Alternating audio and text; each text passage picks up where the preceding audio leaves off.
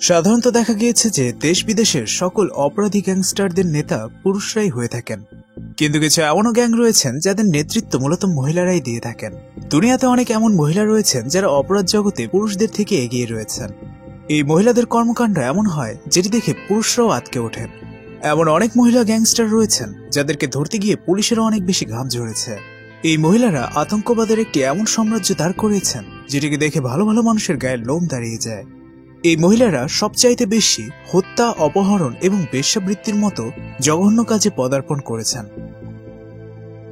আজকে আমি অপরাধ জগতের সাথে জড়িত এমনই কিছু ভয়ঙ্কর মহিলাদের সম্পর্কে বলতে চলেছি। স্বাগতম আপনাদেরকে কুয়াশার একটি নতুন এপিসোডে।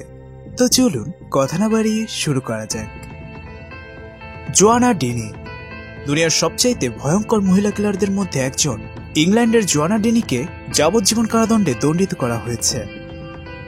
31 বছর বয়সী জোয়ানা খুব কঠোরতার সাথে 10 জন মানুষের মৃত্যুর কারণ হয়ে দাঁড়িয়েছেন, যাদের মধ্যে তার স্বামীও যুক্ত রয়েছেন। 2 বাচ্চার মা জোয়ানা এতটাই বেশি ভয়ঙ্কর যে তাকে কখনোই জেল থেকে মুক্তি দেওয়া যাবে না। জোয়ানা 2 ব্যক্তিকে নমিনেটের দিনেই চাকু দিয়ে হত্যা করেছেন। জোয়ানার ভাষ্যমতে তিনি আত্মতৃপ্তির জন্য মানুষকে খুন করেন।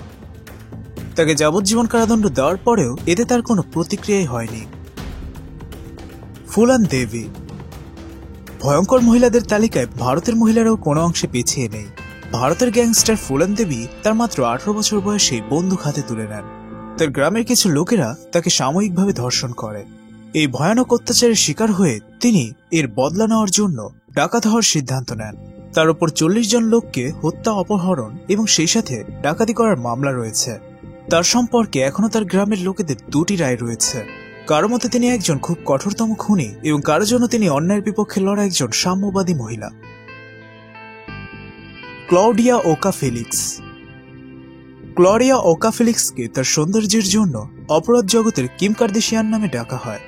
2014 সালে প্রথমবার ক্লডিয়া নিউজে এসেছিলেন। তিনি অপরাধী সংগঠন লস অ্যান্ট্রাক্সের প্রধান। এই সংগঠনের ওপর মেক্সিকোতে অনেকগুলো হত্যার মামলা রয়েছে। ক্লডিয়া সম্পর্কে এটি মনে করা হয় যে তার কাছে দুনিয়ার সবচেয়ে শক্তিশালী ড্রাগ পাচারকারী সংগঠন রয়েছে। 1987 সালে জন্ম নেওয়া ক্লডিয়াকে কঠোর একজন খুনি বলে মনে করা হয়। সোশ্যাল মিডিয়াতেও তিনি অনেক বেশি জনপ্রিয়। মেলিসা ক্ল্যাডরনকে দুনিয়ার সবচেয়ে কঠোর গ্যাংস্টারগুলোর মধ্যে একজন মনে করা হয়। মেলিসা আন্ডারওয়ার্ল্ডে লা চাইনা নামেও পরিচিত।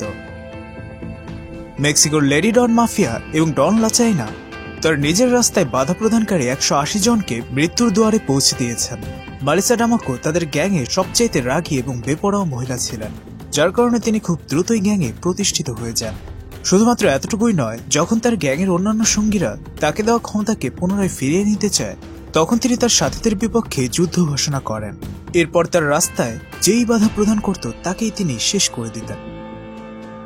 সীমা পারিহার সমাজবাদী পার্টির সদস্য সীমা পারিহারকে মাত্র 13 বছর বয়সে অপহরণ করে নেওয়া হয়, যার পর তিনি একজন নির্ভয়ে ডাকাত রূপে নিজের আবির্ভাব ঘটান এবং তিনি তার নিজের একটি গ্যাং তৈরি করে মার্ডার, অপহরণ এবং লুটতারাজ চালান। তো বন্ধুরা, আজ এ পর্যন্তই। কেমন লাগলো আমাদের আজকের এই ভিডিওটি তা জানিয়ে অবশ্যই আমাদেরকে কমেন্ট করতে ভুলবেন না। ভিডিওটি ভালো লাগলে অবশ্যই লাইক করুন এবং আপনার বন্ধুদের কাছে শেয়ার করুন। এবং এমনই মজাদার এবং অদ্ভুত রহস্যের এবং অজানা ভিডিও পেতে আমাদের চ্যানেল কুয়াশাকে অবশ্যই সাবস্ক্রাইব করতে ভুলবেন না। ধন্যবাদ।